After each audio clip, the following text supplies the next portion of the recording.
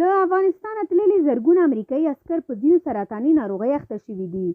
زرګونه هغه امریکایان چې په افغانستان کې ماموریت ترسره کړی دی له ډول ډول ناروغیو ستونزو سره مخ شوي دي. یو امریکایي چارواکي د هیل نشریې ته په یو مقاله کې لیکلي دي چې له 2001 کال په افغانستان کې په دوري توګه 2 میلیونه امریکایي عسکرو ماموریت ترسره کړی دی.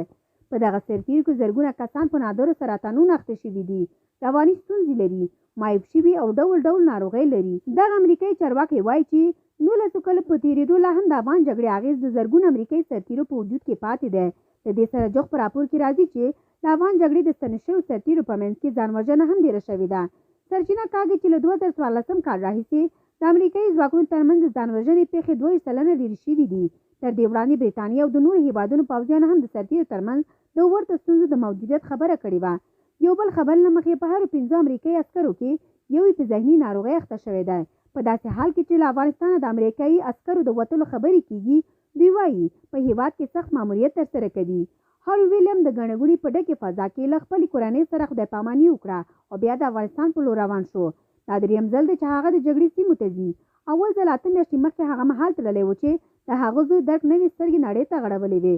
کله چې د هغه بل 2 کلن زوی ټریسټن په لاس کې کلک نیولی بیرغ وخوځاوه، دوی ویل وروسته له دې سفره نور راوځم، دا زما او زما د بچو لپاره ډېره سخته ده. د پوځي هوایي ځواک د عسکر په افغانستان کې د هوایي حملو د ماموریت په لور روان شول. دوی د ټپیانو د انتقال او د موادو د رسولو کار په داسې حال کې ترسره کوي چې د امریکایانو سترګې له افغانستانه د امریکایي عسکرو وتوته دي. امریکایي منصبدار کولټي جي جانسن وایي په دې جګړو کې ډېری هلیکوپټرې کارېږي او موږ سره لږ شمېر هلیکوپټرې دي. معلومداره ده چې ډېره اړتیا ورته شته. دوی نشي کولی په افغانستان کې اوس کافي هوایي فعالیت وکړي. پیلوټان په متوسطه توګه په یو میاشت کې 3 ساعته الوتنې ترسره کوي چې په سوله ییز وخت کې د الوتکو 15 برابره وخت جوړوي. دوی ډېرې ځله د افغانستان د دنګو غرونو په لوړو ژورو کې په تورو شپو کې هوایي فعالیتونه کوي. امریکایي پوځیان له سختیو سره مقابله کوي او جګړو د یو شمېر عسکرو په ذهن بد اثر کړی. دوی د جګړو له امله د بېلابېلې ذهني او روحي نارامۍ ښکار کېږي.